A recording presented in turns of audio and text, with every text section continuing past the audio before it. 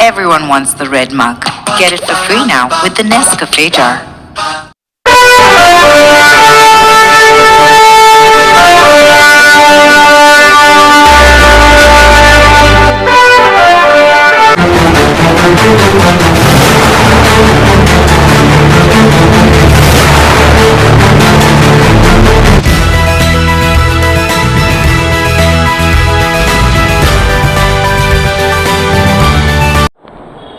ಗೌರವಾನ್ವಿತ ನ್ಯಾಯಮೂರ್ತಿ ಎಚ್.ಎನ್. ನಾಗಮೋಹನ್ ದಾಸ್ ಅವರ ಏಕಸದಸ್ಯ ಆಯೋಗದ ಶಿಫಾರಸಿನ ಮೇರೆಗೆ ರಾಜ್ಯ ಸರ್ಕಾರದ ಮಾರ್ಚ್ 27ರ ಸಚಿವ ಸಂಪುಟದ ತೀರ್ಮಾನದಂತೆ ಕರ್ನಾಟಕದ 101 ಪರಿಶಿಷ್ಟ ಜಾತಿಗಳ ಸಮೀಕ್ಷೆ ಕಾರ್ಯ 5 ಮೇ ಸೋಮವಾರದಿಂದ ಇಡೀ ರಾಜ್ಯಾದ್ಯಂತ ಪ್ರಾರಂಭವಾಗ್ತಾ ಇದೆ.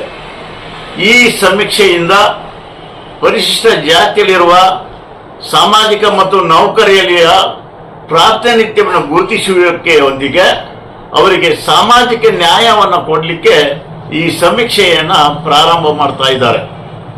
ಇವತ್ತು ಈ ಆಯೋಗದ ಶಿಫಾರಸಿನಂತೆ ಇಡೀ ಕರ್ನಾಟಕದಲ್ಲಿ 101 ಜಾತಿಗಳನ್ನು ಸುಮಾರು 25 ಲಕ್ಷ ಕುಟುಂಬಗಳ ಸಮೀಕ್ಷೆಯಲ್ಲಿ ಕಾರ್ಯ ಪ್ರಾರಂಭವಾಗ್ತಾ ಇರುವುದು ಅತ್ಯಂತ ವೈಜ್ಞಾನಿಕ ಹಿನ್ನೆಲೆಯಲ್ಲಿ ಆಗ್ತಾ ಇರೋದು ಅತ್ಯಂತ ವಿಶೇಷವಾಗಿದೆ ಅಂತ ಹೇಳಿ ತಪ್ಪಾಗ್ಲಿಕ್ಕಿಲ್ಲ.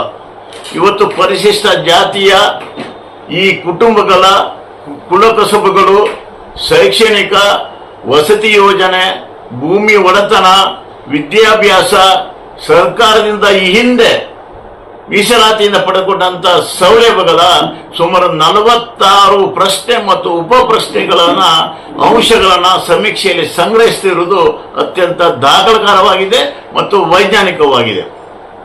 ತಲತಲಾಂತರದಿಂದ ಪರಿಶಿಷ್ಟ ಜಾತಿಯ ಸೌಲಭ್ಯವನ್ನ ಹೊರನೋಟಕ್ಕೆ ಪಡ್ಕೊಂಡರೂ ಸಹಿತ ಒಳನೋಟದಲ್ಲಿ ಈ ಸೌಲಭ್ಯದಿಂದ ವಂಚಿತವಾಗಿರುವಂತ ಶೋಷಿತವಾಗಿರುವಂತಹ ಕೆಲವು ಸಮಾಜಗಳನ್ನು ಗುರುತಿಸಿ ಅವರಿಗೆ ಮಾನ್ಯ ಶ್ರೀ ಎಚ್.ಎನ್. ನಾಗಮೋಹನ್ ದಾಸ್ ಅವರ ಏಕಸದಸ್ಯ ಆಯೋಗದ ಶಿಫಾರಸು ಅಥವಾ ವರದಿಯು ಒಂದು ವರದಾನವಾಗಬಹುದು ಮತ್ತು ಅಂತ ದುರ್ಬಲವಾಗಿರುವಂತಹ ಸಮಾಜದ ಸೌಲಭ್ಯದಿಂದ ವಂಚಿತವಾಗಿರುವಂತಹ ಪರಿಶಿಷ್ಟ ಜಾತಿಯ ಉಪಜಾತಿಗಳಿಗೆ ಒಂದು ಸಾಮಾಜಿಕ ನ್ಯಾಯ ಸಿಗಬಹುದೆಂಬ ಆಶಯವನ್ನ ಮಾನ್ಯ ಶ್ರೀ ಎಚ್.ಎನ್. ನಾಗಮೋಹನ್ ದಾಸ್ ಅವರ ಏಕಸದಸ್ಯ ಆಯೋಗದಿಂದ ಬರ್ಬೋದು, ಅಭಿಪ್ರಾಯಗಳು ಬರ್ಬೋದು ಮತ್ತು ಅದಕ್ಕೆ ಅವರಿಗೆ ತೀರ್ಮಾನ ಸಿಗ್ಬೋದು, ನ್ಯಾಯ ಸಿಗ್ಬೋದು ಅಭಿಪ್ರಾಯವನ್ನು ವ್ಯಕ್ತಪಡಿಸ್ತಾ ಇದ್ದೇವೆ.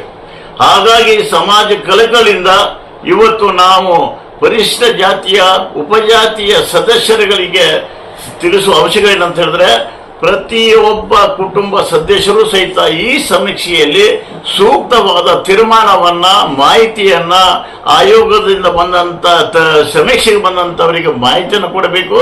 ಮತ್ತೆ ಅತಿ ಅವಶ್ಯವಾಗಿ ತಮ್ಮ ಪರಿಶಿಷ್ಟ ಜಾತಿಯ ಉಪಜಾತಿಯ ಹೆಸರನ್ನ ನಮೂದನ ಮಾಡಿ ಈ ಆಯೋಗಕ್ಕೆ ಒಂದು ಉತ್ತಮ ರೀತಿಯ ವರದಿಯನ್ನ ಸರ್ಕಾರಕ್ಕೆ ನೀಡುವ ಜೊತೆಯಲ್ಲೇ ಮತ್ತು ತುಳಿತಕ್ಕೆ ಒಳಗಾಗಿ ಸಾಮಾಜಿಕವಾಗಿ ಗುರುತಿಸಲಿಕ್ಕೆ ಒಳಗಾಗದಿರುವಂತ ಪರಿಶಿಷ್ಟ ಜಾತಿಯ ಒಳಜಾತಿಯವರಿಗೆ ಈ ಒಂದು ಸರಿವು ಪಡ್ಕೊಳ್ಳಿಕ್ಕೆ ಒಂದು ಅವಕಾಶವಾಗಿದೆ. ಹಾಗೆ ಸಕ್ರಿಯವಾಗಿ ಇದರ ಬಗ್ಗೆ ಸಾಮಾಜಿಕವಾಗಿ ಜಾಗೃತಿಯನ್ನು ಮೂಡಬೇಕು ಅಂತ ಉದ್ದೇಶದಿಂದ ಈ ಅಂಶವನ್ನು ನಾನು ಬಿಂಬಿಸಲಿಕ್ಕೆ ಬಯಸ್ತಾ ಇದ್ದೇನೆ.